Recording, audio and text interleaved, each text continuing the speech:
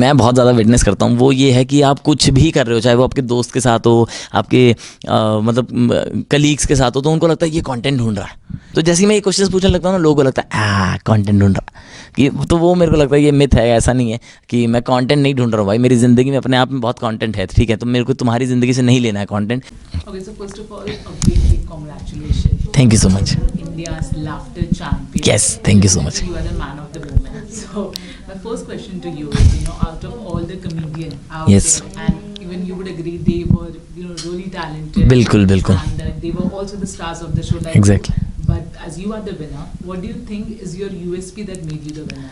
I think the USP is that, मतलब जो मुझे लगता है कि हर कलाकार की एक खूबी रहती है कि तमाम कलाकार जो मतलब खासकर कमेडियंस हैं वो लबों तक पहुंच पाते हैं, है ना, कि वो होठों तक पहुंच पाते हैं जहां पर हंसी रहती है।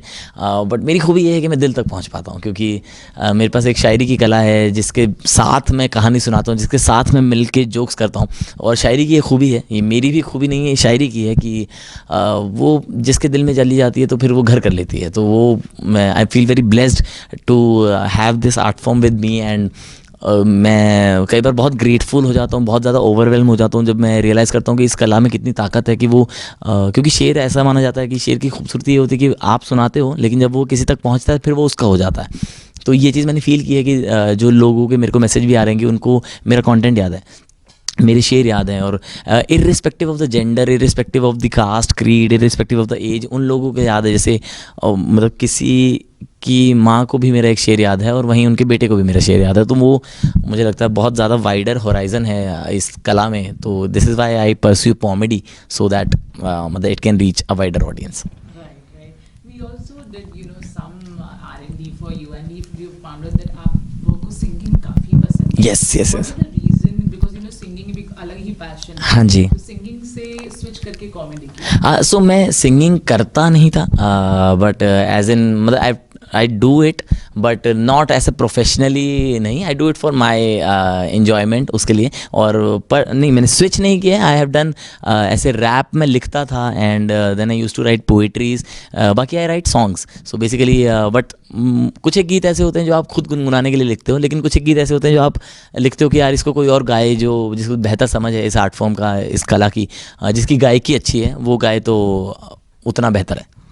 ठीक है। When you win anything, be it a show or any achievement, Hmm. of course it's a happy moment. Yes. But with winning, हमेशा एक pressure और responsibility बेशक। हो जाता है। It is लोगों की responsibility या आपकी खुद की। हाँ जी। तो अब जो आपने जीत लिया है, वो responsibility या pressure कितना अभी आपने feel करना start किया है? सो एग्जैक्टली, मतलब ये आपने बात बहुत सही कही कि हर खिताब के साथ एक जिम्मेदारी आती है। तो इसके साथ भी है बहुत बड़ी जिम्मेदारी कि इंडियाज़ लाफ्टर चैम्पियन, पहला सीज़न आप विनर हो, और 50 लोग थे, उनके बीच को आप उनके बीच में से आपको ये विनर चुना गया है। तो ऑब्वियसली सो मेरा, लेकिन मैं इतना प्रेशर वगैरह फील नहीं करता हूँ। मेरा सिंपल सा एक रूल यही है कि मेरे को जो काम आता है वो है लिखना और परफॉर्म करना। तो मेरी जिम्मेदारी बस यही है कि मैं बेहतर लिखूं और बेहतर परफॉर्म करूं, तो उसी पर मेरा फोकस है। और उसी के साथ मैं अपना इंडिया टूर प्लान कर रहा हूं, बिगड़ गए थे, जो कि मैं डिफरेंट सिटीज़ में करूंगा। तो अगर आपको लगे कि मैं कितना अच्छे से अपनी जिम्मेदारी निभा रहा हूं तो मेरे शो पर आओ और देखो। The boy in pink suit, ये काफी ज़्यादा,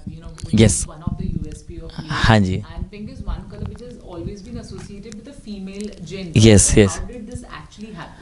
सो आई थिंक कि रोमांस अगर आप सोचो तो मतलब कुछ ही रंग दिमाग में आते हैं, है ना, कि आपके जहन में आएगा लाल या गुलाबी, तो या पिंक, है ना। तो वो मुझे लगता है कि रोमांस से बहुत ज़्यादा रिलेटेड है वो कलर। और मेरा जो कंटेंट था, मेरा जो मतलब कॉमेडी जो मैं कर रहा था, वो ज़्यादातर कहानियाँ वही थी रोमांस के रिलेटेड, और क्या चीज़ें होती हैं। तो वो आई थॉट कि वो बेस्ट फिट करेगा।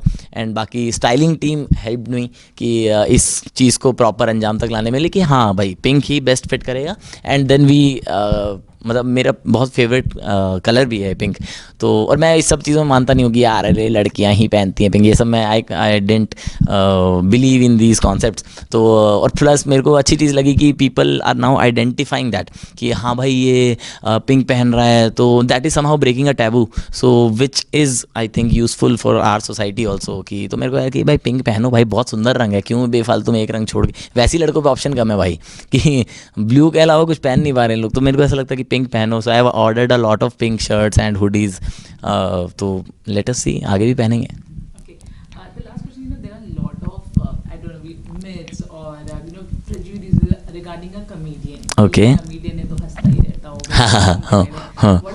What are those 3 myths you really want to say to the audience that those are myths just because? अच्छा, एक मिथ जो मैं क्लियर करना चाहता हूँ, जो मैं बहुत ज़्यादा विटनेस करता हूँ, वो ये है कि आप कुछ भी कर रहे हो, चाहे वो आपके दोस्त के साथ हो, आपके मतलब कलीग्स के साथ हो, तो उनको लगता है ये कंटेंट ढूंढ रहा है.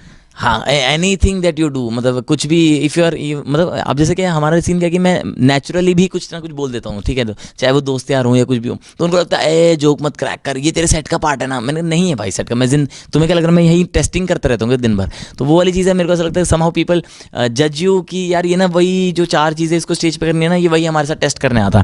ऐसा नहीं है भाई, हम वैसे भी फ़नी है, ठीक है, नॉर्मली ज़िंदगी में भी. सो आप, और प्लस दूसरी चीज़ एक मिथ मेरे को ये भी लगता है कि आप किसी से जैसे मेरे अंदर एक जेन्युइन क्यूरियोसिटी रहती है दूसरों की लाइफ को लेके, ठीक है. तो आप अगर मुझे बताओगे कि मैं फॉर एग्जांपल मीडिया की फील्ड से हूँ, तो मेरे अंदर होगा कि अच्छा क्या करते हो आप मीडिया में, और कैसे होती है फंक्शन, कैसे करते हो, इंटरव्यूज़ कैसे लिए जाते हैं, किन किन लोगों से आपका मिलना होता है. तो मेरे जेन्युइन क्वेश्चन आएंगे. तो जैसे ही मैं ये क्वेश्चन पूछने लगता हूँ ना, लोगों को लगता है कॉन्टेंट ढूंढ रहा कि, तो वो मेरे को लगता है ये मिथ है. ऐसा नहीं है कि मैं कॉन्टेंट नहीं ढूंढ रहा हूँ भाई, मेरी ज़िंदगी में अपने आप में बहुत कॉन्टेंट है, ठीक है. तो मेरे को तुम्हारी ज़िंदगी से नहीं लेना है कॉन्टेंट. सो प्लीज़ रिलैक्स और चिल करो. ऐसा कुछ नहीं है कि मैं कॉन्टेंट ढूंढ रहा हूँ.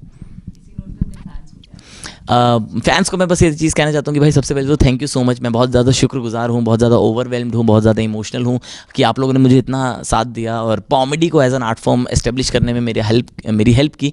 और एक गुजारिश बस आप सभी से यही है कि जुड़े रहिए, है ना, कि जिस भी तरीके से आपको पसंद है, जो भी ज़रिया आपको पसंद है, चाहे वो फेसबुक है, इंस्टाग्राम है, यूट्यूब है, टीवी है ना, मैं दिखता रहूँगा इधर उधर.